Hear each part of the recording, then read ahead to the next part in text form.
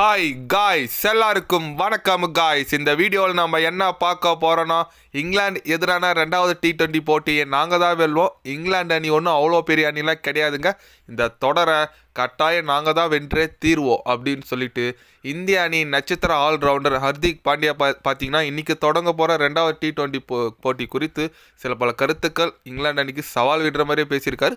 அவர் என்ன பேசினார், ஏது பேசினார் சொல்லிட்டு வீடியோ டீட்டெயில்டாக பார்க்கலாம். அதுக்கு முன்னே நீங்கள் நம்ம சேனலுக்கு புதுசாக வந்திருந்தீங்கன்னா ஒரு சப்ஸ்கிரைப் மட்டும் பண்ணிவிட்டு வாங்க, வீடியோக்குள்ளே போகலாம். ஆமாங்க, India versus England second T20 பார்த்தீங்கன்னா இன்றைக்கி தொடங்குதுங்க. அதுவும் எங்கே, நம்ம சென்னையில்.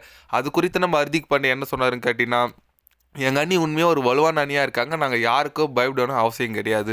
ஏன்னு கேட்டிங்கன்னா, எங்கள் நாட்டில் நடக்குது, எங்கள் அணி வீரர்கள் எல்லாருமே ஃபார்மில் இருக்கும்போது நாங்கள் எந்த அணியை பார்த்து பயப்படணும்? மற்ற அணி தான் எங்களை பார்த்து பயப்படுவாங்க. அது மட்டும் இல்லாமல் அபிஷேக் சர்மாவாக இருக்கட்டும், ஹர்தீப் சிங்காக இருக்கட்டும், வருண் சக்கரவர்த்தி அவங்களோட பெர்ஃபார்மன்ஸ் ரொம்ப அற்புதமாக கொடுத்துட்ருக்காங்க. பார்க்க எனக்கு ரொம்ப மகிழ்ச்சியாக இருக்குது. எங்களோட கீ பவுலரே வருண் சக்கரவர்த்தி தான். அவரால் தான் மேட்சை மாற்றுறாரு. தோக்கண்டி மேட்சை கூட ஜெயிச்சு கொடுப்பாரு வருண் சக்கரவர்த்தி.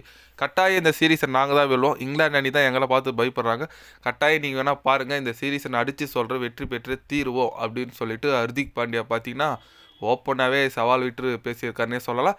எஸ், அவர் சொல்கிறது கரெக்டுங்க. ஏன்னு கேட்டிங்கன்னா, இந்திய அணி உண்மையாக ஒரு வலுவான அணி தான் இருக்காங்க T20 ஃபார்மேட் பொறுத்த வரைக்கும். ஏன்னு கேட்டிங்கன்னா, நிறைய பேர் என்ன சொல்கிறாங்க, ரோஹித் சர்மா கோலி இல்லை அதனால தான் நல்லா இருக்குது டீம்னு. ஒரு காலத்தில் அவங்க இருக்கும்போது நல்லா இருந்துச்சுங்க, அப்படி பேசக்கூடாது.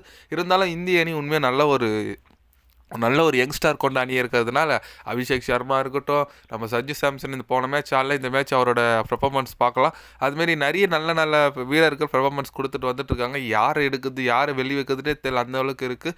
பார்க்கலாம் பொறுத்து. ஏன்னா போன மேட்ச் பார்த்தீங்கன்னா நம்ம முகமது ஷமி விளையாடல, வாஷிங்டன் சுந்தர் விளையாடல. இவங்கெல்லாம் 3 விதமான ஃபார்மேட்லேயும் விளையாடுற பிளேயர். இவங்களே விளையாடும் போது அப்போ இந்திய அணி எந்த அளவுக்கு ஒரு எதிர்காலத்து எந்த அளவுக்கு நல்லா பர்ஃபெக்டாக இருக்குன்னு பாருங்கள். கண்டிப்பாக இன்ஜுரி இருந்தாலும் ரீப்ளேஸ்மெண்ட் இவருன்னு சொல்லிட்டு இந்திய அணி ஒரு தரமான அணியாக தான் வளர்த்துட்டு வந்துட்டுருக்காங்க. கண்டிப்பாக இந்த வாட்டி கோப்பையை நமக்கு தான் எழுதி சொல்லிடலாங்க.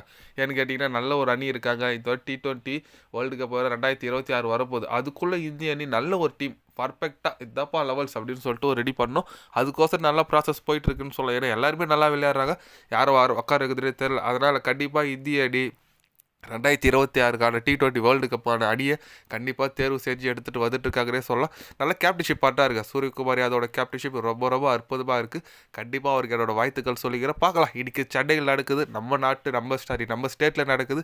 கண்டிப்பாக இந்த போட்டி இந்திய அணி வெற்றி பெற்று ஆக வேண்டும். நீங்கள் சொல்லுங்கள், இன்றைக்கி நடக்க போகிற போட்டியை யார் வெற்றி பெறுவாங்க? உங்களோட கருத்து என்னன்னு சொல்லிட்டு மறக்காமல் கமெண்டில் சொல்லுங்கள்.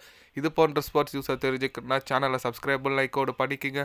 கண்டிப்பாக கிரிக்கெட் பற்றி day by day channel update வரும். மறக்காமல் சப்ஸ்கிரைப் மட்டும் கொஞ்சம் பண்ணி வச்சுக்கோங்க. நன்றி, வணக்கம்.